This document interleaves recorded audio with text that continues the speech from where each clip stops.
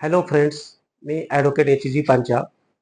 आपण Hindu marriage act 1955 हा घेत आहोत आणि आज आपण हिंदू मॅरेज ॲक्ट 1955चा कन्सेप्ट ज्युडिशियल सेपरेशन हा घेणार आहोत.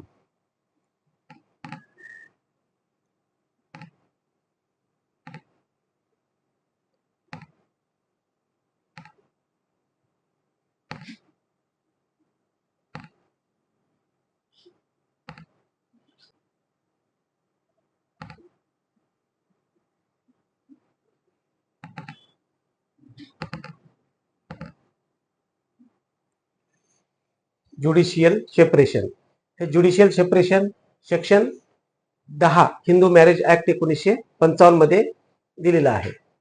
हे हा जे कन्सेप्ट आहे तो सेक्शन 10 नुसार आहे. तर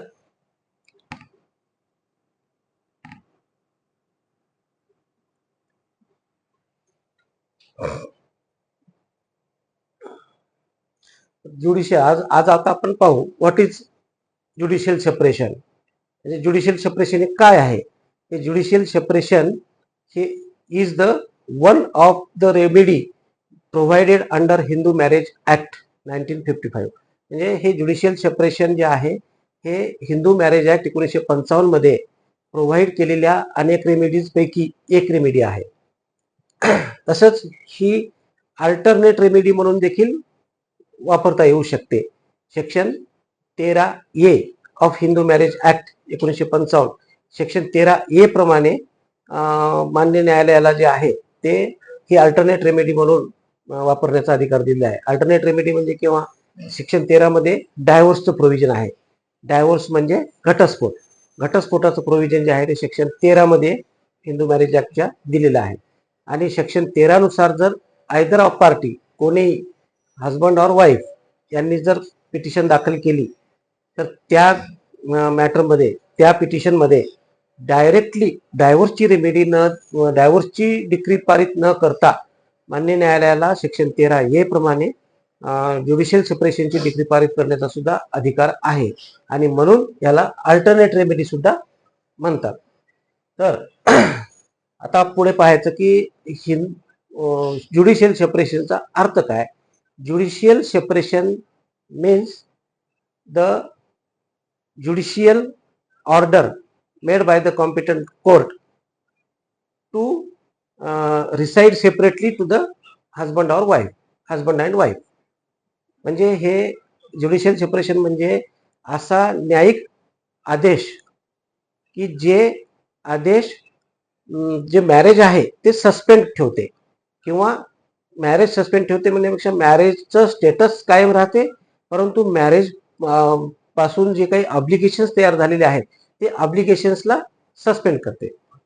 म्हणून हे जे आहे ते न्यायालयाच्या आदेशाने वेगळे राहण्याचा पती आणि पत्नीला वेगळे राहण्याचा जो आदेश दिलेला असतो त्याला ज्युडिशियल सेपरेशन म्हणतात.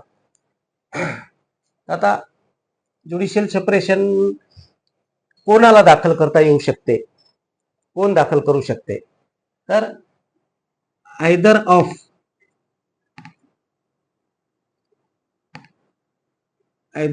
पार्टीज, आयदर ऑफ पार्टीज म्हणजे वेदर हजबंड और वाईफ, पती किंवा पत्नी या दोघांपैकी कोणालाही, आणि त्यांचं मॅरेज 1955 नंतर झालेला असो किंवा 1955च्या पूर्वी झालेला असो, केव्हा जरी मॅरेज झालेला असेल तरी पती किंवा पत्नी या दोघांपैकी प्रत्येकाला ज्युडिशियल सेपरेशनसाठी दावा दाखल करण्याचा अधिकार आहे. आता दावा कुठे दाखल केला पाहिजे. तर दावा जे आहे ते जिल्हा न्यायालयापुढे हा दावा दाखल होऊ शकतो. पिटिशन फॉर ज्युडिशियल सेपरेशन हे जे आहे ते जिल्हा न्यायालयापुढे दाखल करता येऊ शकते. आता त्यानंतर ग्राउंड्स ऑफ ज्युडिशियल सेपरेशन.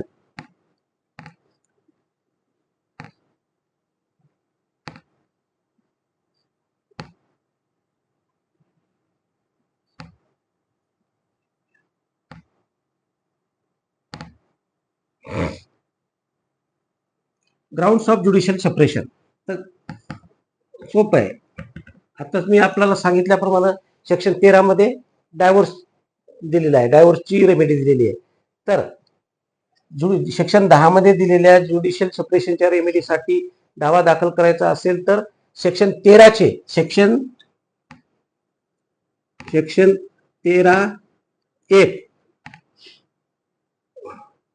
व सेक्शन 13(2) सेक्शन 13(1) आणि सेक्शन 13(2) मध्ये दिलेले जे ग्राउंड्स आहेत डायव्होर्सचे, तेच ग्राउंड्स ज्युडिशियल सेपरेशनचे आहेत.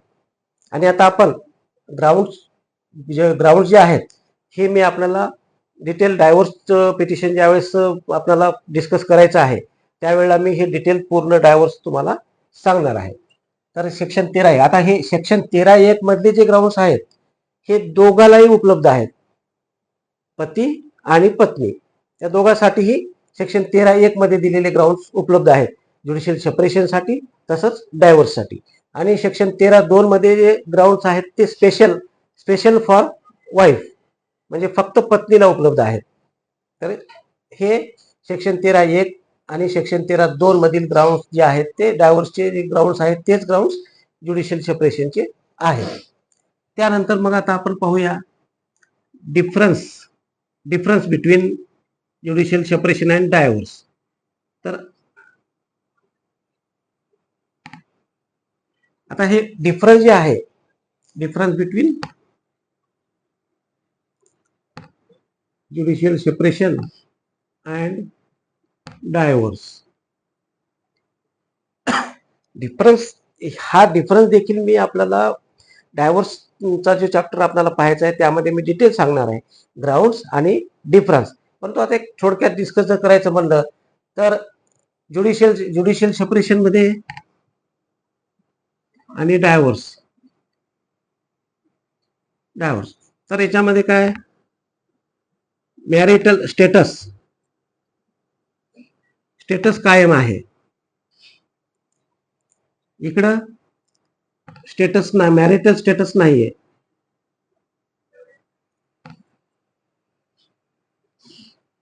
मॅरिटल स्टेटस नाही म्हणजे मॅरेज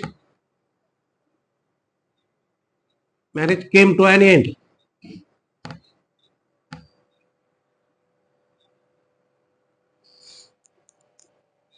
ज्युडिशियल सेपरेशनची जर डिग्री पास केली तर लग्न आणखी नाही त्यांचं शिल्लक आहे, परंतु त्यांचे अधिकार फक्त त्यांचे जे ऑब्लिगेशन्स आहेत तेवढे फक्त सस्पेंड होतात. Suspension of obligation.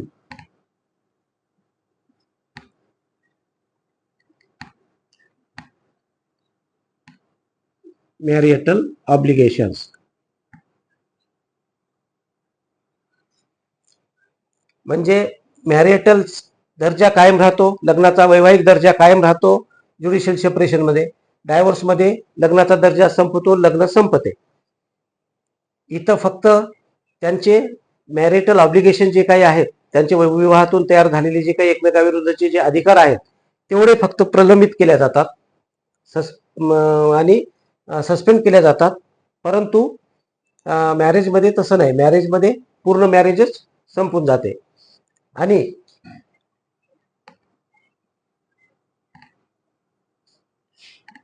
Not binding to कोहॅबिट.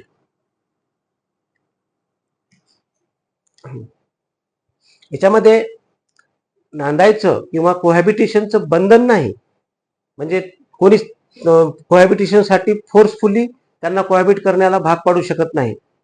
म्हणजे परंतु जर दोघांच्या संमतीनं दोघाला जर वाटलं तर ते म्हणजे नांदायला जाऊ शकतात किंवा आपले एकमेकाचे अधिकार परफॉर्म करू शकतात आणि तिथं काही बंधन नाही. कोहॅबिटेशन देखील ते करू शकतात, परंतु फक्त त्यांना त्यांच्यावर बंधन करता येणार नाही की फोर्सफुली त्यांना कोहॅबिटेशन करण्यासाठी भाग पाडता येणार नाही.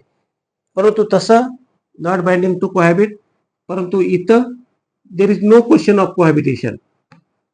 देर is no question of cohabitation. लग्नच मुळात संपून गेलेलं असल्यामुळं नांदण्याचा प्रश्नच नाही.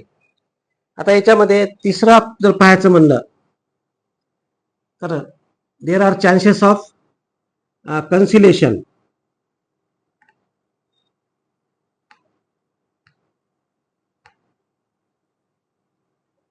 कन्सिलेशन नो चान्सेस.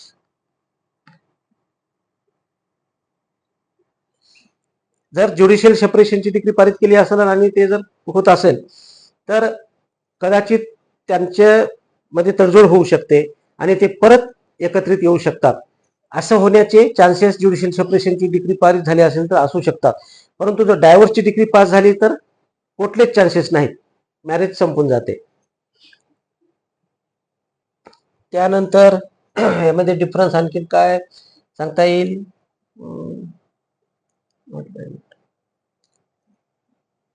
तर अशा अशा प्रकारे आपल्याला बरेचसे डिफरन्सेस आणखीन सांगता येतील, पण आपण ते डिटेल डायव्होर्सच्या वेळेस आपण घेणार आहोत.